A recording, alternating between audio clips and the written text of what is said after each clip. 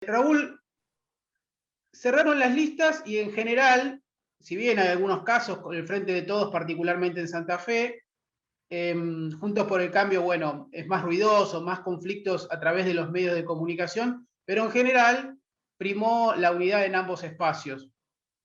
¿Se puede decir que con el paso del tiempo Néstor Kirchner tenía razón, que se iban a conformar dos grandes bloques, uno de centro izquierda y uno de centro derecha o en algunos casos derecha más radicalizada en el país? Sí, obviamente Néstor tuvo razón, en esto lo estamos viendo, así no es ningún misterio, pero sí, Néstor tenía razón, se están conformando, no están conformados todavía porque al interior de cada uno de esos bloques hay grandes diferencias. No es lo mismo Patricia Bullrich que Rodríguez Larreta, es muy distinto. Yo no sé si no quedan dos grandes bloques de centro-derecha y de centro-izquierda y dos pequeños bloques de izquierda más pronunciada y derecha más pronunciada, ¿no? Quizás ese sea el escenario final, pero ciertamente los dos grandes bloques van a ser lo que define la realidad política del país en los próximos años, ¿no? Esto se ve con claridad.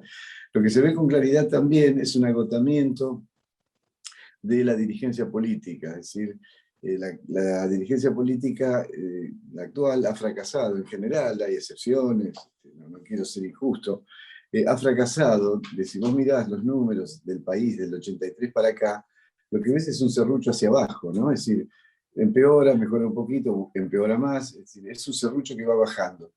Y esto claramente es atribuible, primero que nada, a la clase política, pero en segundo lugar a la sociedad misma, que no se ocupa de exigirle a la política y a los políticos conductas más, al menos un poquito más de eficiencia en la gestión y menos pelea de poder entre ellos, ¿no? Generalmente lo que hemos visto estos, ¿cuántos? No sé, 30 años de democracia, un poco más, 33 años, 37 años de democracia, lo que hemos visto es que se han ocupado más en general los políticos y la dirigencia política de disputar espacios de poder entre ellos que de gestionar eficientemente. Hay un cambio de paradigma en el mundo respecto de la figura del liderazgo, es decir, ¿qué es un líder realmente, ¿no? Y esto viene sucediendo desde el principio de la historia.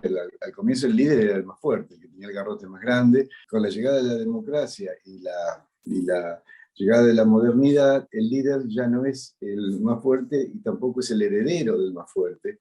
Ya no es monárquico, sino que es un líder que tiene dos condiciones: es carismático y tiene una capacidad discursiva y un contenido discursivo que tiene apelación en una mayoría importante de la sociedad. Ese es el líder de la modernidad y de la democracia.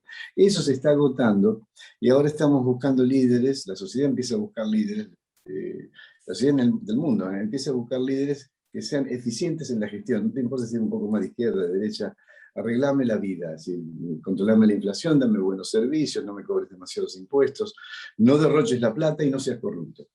Es otra figura de liderazgo totalmente distinta. Eso está empezando a ser una demanda social profunda que va a ir creciendo y va a modificar finalmente el concepto y la figura de los líderes. Eso está en marcha y se conjuga obviamente con el agotamiento de la clase política, que ha sido muy, muy ineficiente en su gestión, ¿no? Y no estoy nombrando a nadie en particular, en general.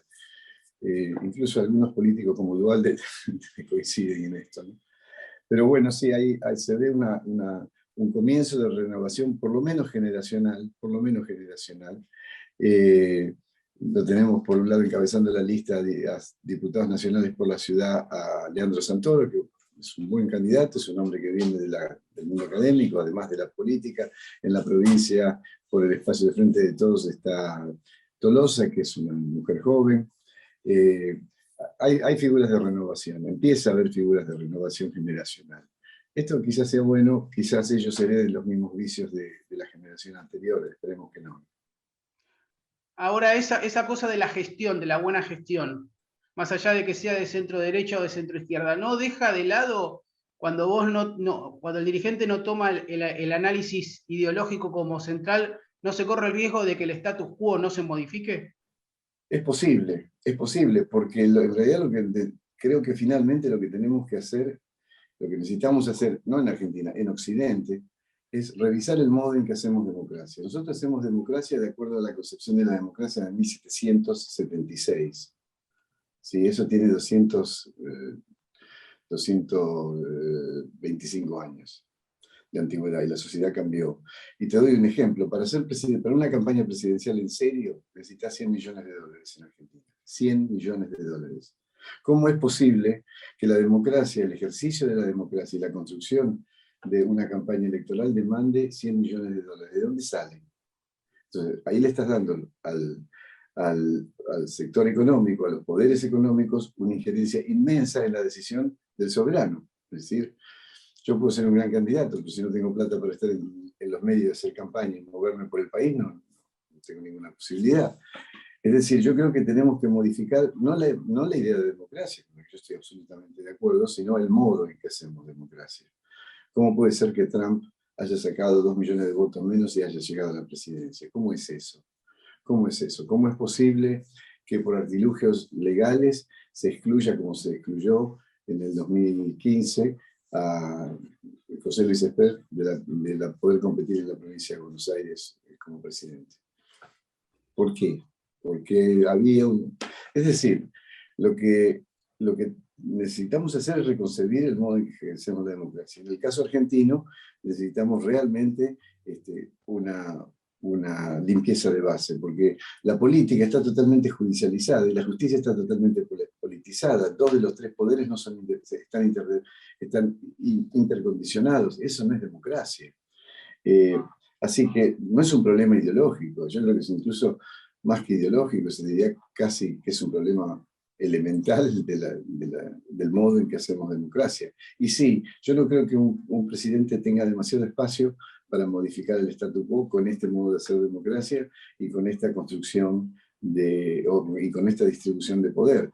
En esto de la gestión, o sea, en términos generales, ¿no? Creo que hay un sector que está bastante consolidado, que es peronista kirchnerista, y que también hay otro sector que también está bastante consolidado, sí, que es de centro derecha, de Cambiemos.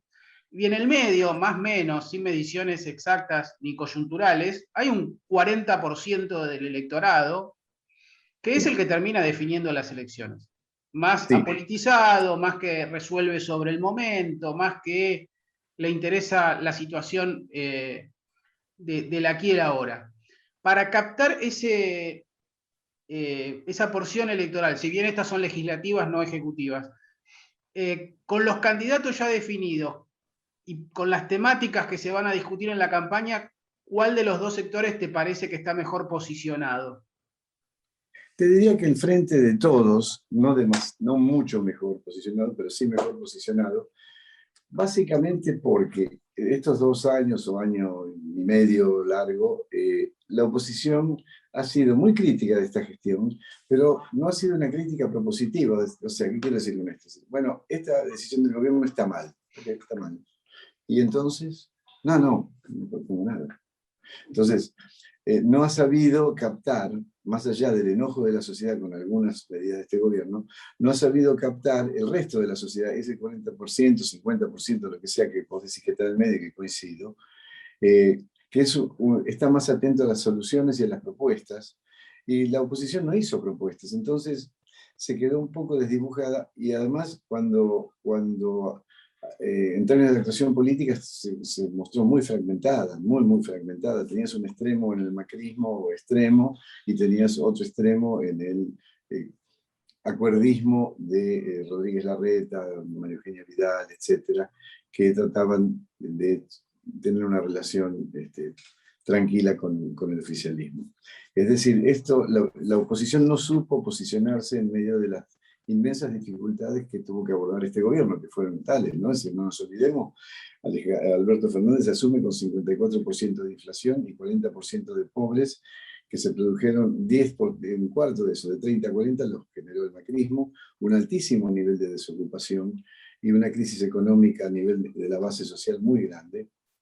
Asume en medio de eso y 3 meses después cae la pandemia, fenómeno absolutamente desconocido en el mundo que nadie sabía cómo manejar. En medio de ese contexto se intentó con suerte variable, medidas de distinto orden, económicas, sanitarias, etcétera, algunas acertadas, otras no acertadas, hay que decirlo, y eso no le permitió tampoco al gobierno legitimarse demasiado, pero sobre el final está consiguiendo un plan de vacunación exitoso, ahora sí, exitoso, tardío, pero exitoso, y alguna clase de recuperación económica en los sectores más castigados, que curiosamente no fue el sector de la base, ¿no? El sector más pobre, porque ese sector pobre tenía una calidad de vida precaria, y esa calidad de vida se mantuvo merced a planes, incremento de la AUH, la IFE, infinidad de medidas que se tomaron. Y entonces mantuvo su calidad de vida, siguió siendo precaria, pero no empeoró. En cambio, la clase media y media baja sí perdió calidad de vida porque perdió poder adquisitivo o perdió trabajo. Y entonces ese es el sector de la economía que necesita el gobierno recuperar en términos de poder adquisitivo barra calidad de vida, de acá a noviembre si quiere hacer una buena elección. Si son los dos factores, vacunación y economía de la clase media y media baja. Están en marcha los dos, con menor éxito la dimensión económica, pero también está en marcha, y veremos cómo llegan a noviembre en términos de posicionamiento. Nosotros hicimos, vos preguntás con estas propuestas, con estos candidatos, nosotros hicimos estudios en varias provincias, no las voy a mencionar, encargados, y son estudios que uno los hace y no me permiten difundir los datos específicos, porque no es mío el dato, digamos, yo hago la encuesta, pero el dato es del que la encarga y la paga. Y una pregunta que hacíamos era si las elecciones a senador, en el caso se le queda senador, y si las elecciones a diputado nacional, en el caso que se eligiera diputado nacional en esa provincia y no senador, por quién votaría, pero como pregunta abierta, sin mencionar una lista de candidatos. Bueno, en promedio el 70% me decía no sé. Es decir, que hay un gran desconcierto en términos de líderes en el país, ¿no? O sea, líderes directos, líderes inmediatos, tu senador, el senador de tu provincia, el diputado de tu provincia, a ese nivel. Y otra pregunta que hacíamos, que es fundamental, es, bueno, considerando que Alberto Fernández recibió una crisis económica de gran magnitud, una crisis de deuda, una crisis, ¿no? Y que encima de eso cayó la pandemia, merece que se merece que se le dé una segunda oportunidad para un segundo mandato. Teníamos un 30% que nos decía que sí, y un 42% que nos decía, varía según provincias, pero muy poquito, que nos decía sí, sí, estamos todos vacunados. O sea, la variable vacunación es muy, muy importante, ¿no? Muy importante. Y obviamente si lo medimos nosotros, el gobierno lo sabe también. Ellos tienen sus propios encuestadores. Así que creo que hoy por hoy estamos un poco mejor posicionado el oficialismo, no tiene garantizada la elección, y además no nos olvidemos que no es una elección, son 24 elecciones, una por provincia, y cada provincia tiene su propia lógica electoral, ¿no? En Santa Fe tienen una chance de hacer una buena elección, no sé si de ganar. En Córdoba, obviamente, el Frente de Todos no gana, puede salir segundo, con la candidatura de Carlos Caserio, pero no nos olvidemos que el Frente de Todos y el peronismo van divididos. Pero puede decir que puede salir segundo el Frente de Todos en Córdoba, estando junto por el cambio y estando Hacemos Córdoba de Schiaretti. Sí, están peleando con el Hacemos Córdoba, ¿no? Ahí va a influir mucho la caja de la gobernación, hay que ver cuánto apoyo de Nación recibe el Frente de Todos cordobés.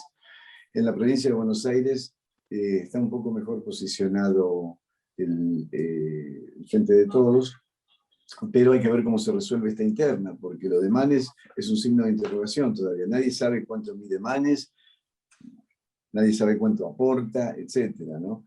Sobre todo si Manes no gana y está en el tercer lugar en la lista, o quinto lugar en la lista, ahí podría no aportar demasiado. ¿Cuánto aportaría encabezando la lista? Es muy difícil de imaginar.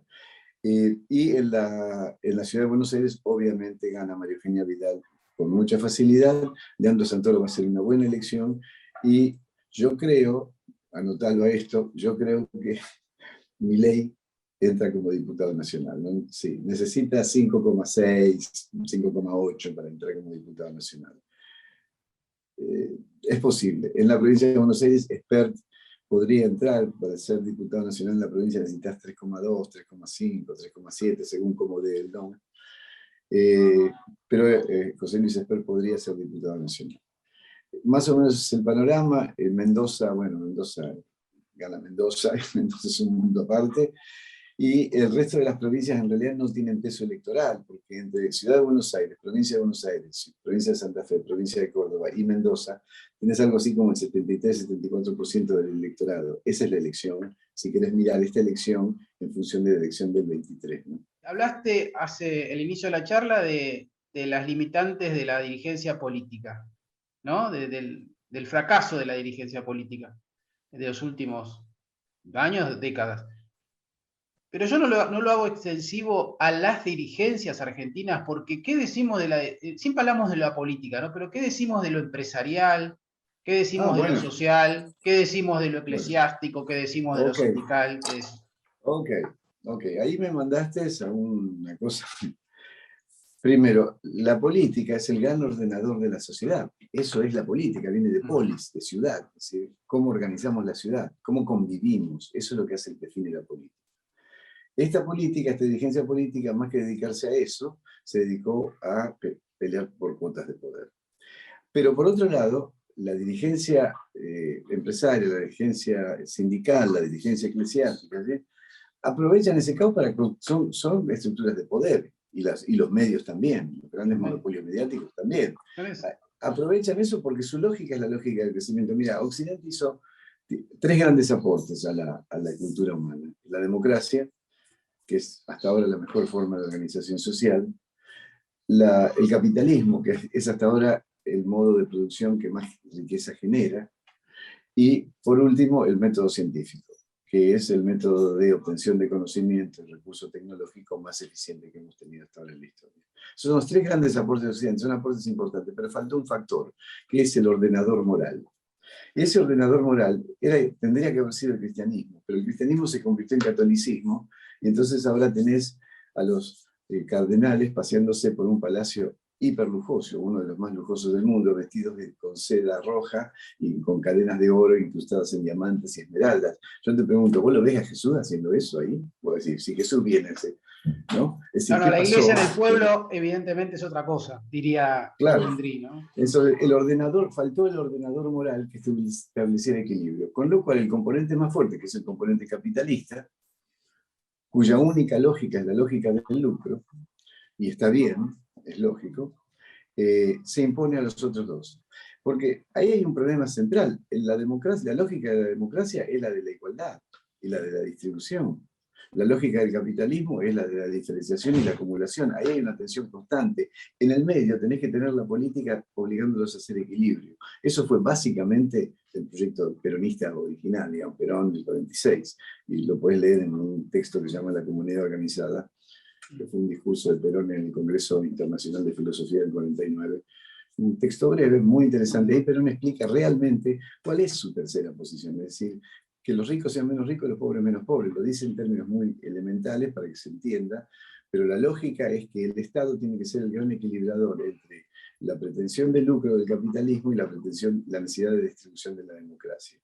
Eso no funcionó. No lo pudimos hacer en Argentina. Entonces sucede lo que vos dijiste. También se generan dirigencias en los otros componentes de la sociedad, la iglesia, el empresariado, la dirigencia de los medios, etc. Se generan dirigencias que no tienen nada que ver con la solidaridad, que es el componente básico de la democracia.